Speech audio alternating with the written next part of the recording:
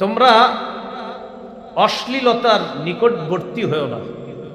এটা প্রকাশ্য অশ্লীলতা হোক, গোপন অশ্লীলতা হোক, এটার কাছেও যাও না। তাহলে প্রথম শিক্ষাটা দেখেন, তোমরা পাপ ছেড়ে দাও, প্রকাশ্যে হোক গোপনে হোক, আদেশ। 2 নাম্বার আলোচনা, নিষেধ। এই শোনো, নতুন করে আর পাপের কাছে যাও না।